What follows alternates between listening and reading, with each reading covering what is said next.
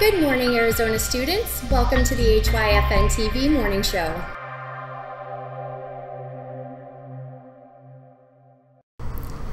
Thanks again for joining us this morning. Big news this past weekend is SpaceX's Inspiration 4 crew of non-astronauts splashed down in the Atlantic Ocean off the Florida coast. The SpaceX Inspiration 4 crew landed Saturday night, just days after making history by launching non-astronauts into space. They launched at 8:02 p.m. September 15th from Kennedy Space Center. The group's space trip ended with a splashdown at about 7:07 p.m. Eastern Standard Time on September 18th in the Atlantic Ocean. The Inspiration 4 mission was paid for by Isaacman, who promoted the flight as a massive fundraising effort for St. Jude Children's Research Hospital. That's a pretty awesome way to fundraise, if you ask me. Ramaya?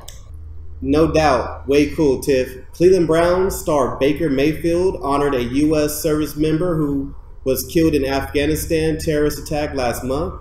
The quarterback featured an image of Maxton Silviak on his cleats before the Browns game against the Houston Texans Sunday.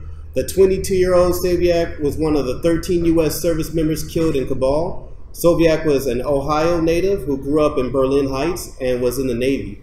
He was excited about the opportunities the Navy would offer him and planned to make the Navy a career.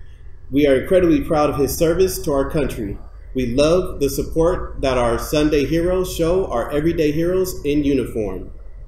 Here in Arizona, our Attorney General filed a lawsuit that seeks to invalidate President Biden's latest COVID-19 vaccination requirements for federal workers and large companies, becoming the first state to mount a legal challenge to the administration's newest rule. In a 14-page complaint filed with the Federal District Court in Arizona, Attorney General Mark Brnovich argued President Biden's new vaccine requirements unconstitutionally discriminate against U.S. citizens because undocumented immigrants apprehended by federal law enforcement are not subject to federal vaccination requirements. The president, however, appears undeterred by the threat of legal action against his new requirements. When asked Friday what his message is to Republicans present to sue, he replied, "Have at it." So I guess we'll see our Attorney General, along with now 17 other states, have at it, and we'll find out what the Supreme Court has to say on the matter. Tiffany? And if you didn't know, the 2020 election is still under review according to Arizona State investigation. Board members overseeing Arizona's most populous county reached an agreement on September 17th with the Republican-controlled Senate, ending a standoff over a Senate demand that they hand over computer routers for use in election review. The Maricopa County Board of Supervisors announced a special master will take questions from the Senate's election review contractors and provide them with information contained on the routers they say they need to finish the election review.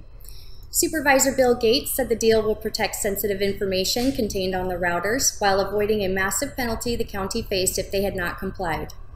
Gates called the deal a win for transparency, and it's also a win for protecting sensitive data in Maricopa County. Arizona Attorney General Mark Brnovich said in a decision last month the county must comply with the subpoena issued by Republican Senate President Karen Fann or lose about $700 million in yearly state funding. The county agreed to drop a $2.8 million claim it filed with the Senate after election equipment it handed over to the auditor was decertified and needed to be replaced.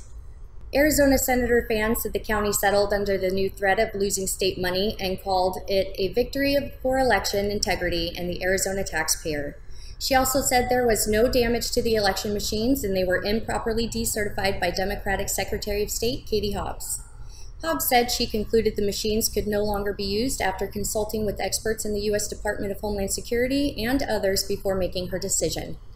Senator Fann said former Congressman John Shadegg will serve as the special master, and the audit that began in April was originally set to take about 60 days, but there have been repeated delays.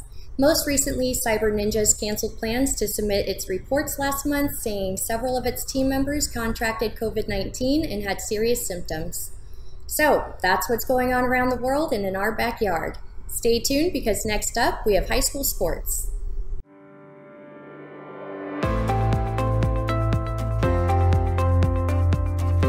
Interested in becoming a student journalist? Join us at HYFNtv. Let your voice be heard. Ask us how you can become a student journalist and share your peer story.